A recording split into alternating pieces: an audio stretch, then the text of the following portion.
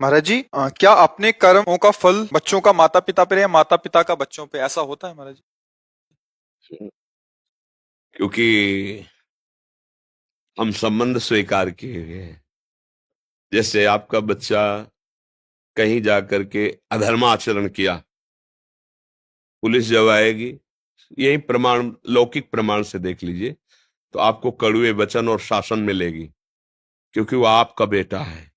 आप कहोगे मैंने तो कुछ नहीं किया। नहीं, तुम उसकी माँ हो, पता है तुम्हें कहाँ होगा वो, तुम्हें बताना पड़ेगा, तुम्हें दंड मिलेगा, क्योंकि वो तुम्हारा बेटा है।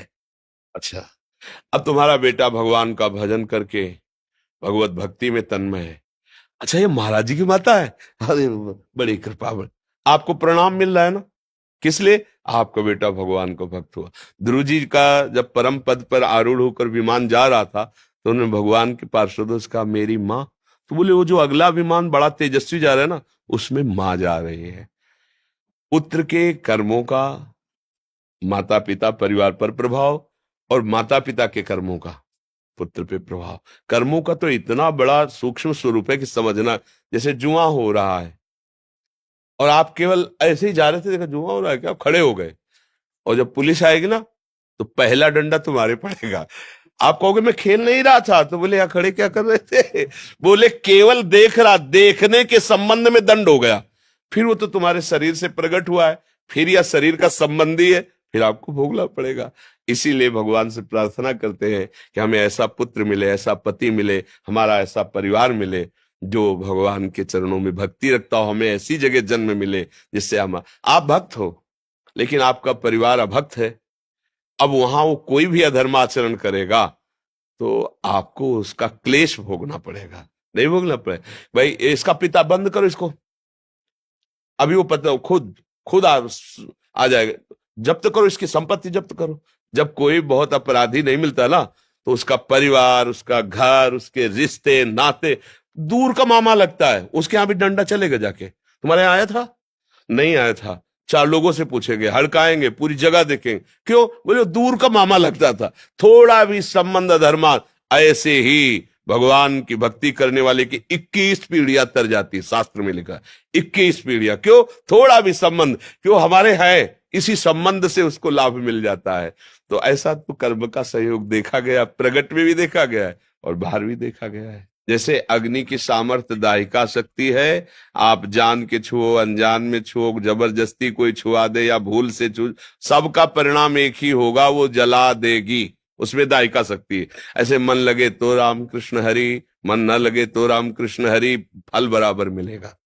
उसमें कोई भाव को भाव न खालसहु, नाम जपत मंगल दिस दसहु। इसलिए निरंतर नाम के प्रति तुम सुदृढ़ भाव रखो, भले न कर पाओ लेकिन भाव ये रखो कि मैं निरंतर जपूंगा, मन लगे या ना लगे, अशांति हो या शांति हो, दुर्गति हो या सदगति हो। अब एक बार तो मैं छक के नाम जप करके देखूंगा, संत जन कहते हैं, शास्त्र कहते हैं, क्या होता है एक बार देखूं। न जाने कितने जीवन हमने विषय भोगों में दिए, अब एक जन्म में भगवान के नाम, अभी अभी तूफान मच जाएगा। पर हम लोगों का क्या है कि निश्चय बहुत फिसड्डी स्वभाव है। अभी कह रहे ब्रह्मचर्य से चलेंगे, अभी कह रहे संयम से चल रहे हैं, और जहां सामने भोग आए तो सब भूल जाते हैं, उन्हीं में फिसल जाते हैं, हाथ कुछ नहीं लग पाता। इसलिए दृढ़ बनो और दृढ़ता से भगवान का नाम जप करो। एक दिन ऐसा आएगा कि नाम छोड़ना चाहोगे तो भी नहीं छोड़ पाओगे। भगवान बहुत कृपालु है, और उनसे ज्यादा कृपालु उनका नाम है। हमको जबरदस्ती रटना है, राधा राधा राधा राधा राधा राधा राधा राधा, परमानंद है। सच्ची कहते हैं, यहां और वहां सुखी रहोगे, इह परलोक सकल सुख पावत, मेरी सो भैया कृष्ण गुण संचु। हरिवंश महाप्रभु कहते हैं, तुम्हें मैं शपथ खा के कहता हूं, अगर तुम कृष्ण कृष्ण और उनके गुणों का गान करोगे तो तुम यहां भी सुखी रहोगे और वहां भी सुखी रहोगे। अभी आपको एक सुई आपकी जानकारी में चुभ होना चाहे तो आप भयभीत हो जाएंगे। अचानक घटना में कुछ लग जाता है तो देखो सह नहीं जाते, हाथ टूट जाता है, हाथ कट जाता है, आप सह जाते हैं।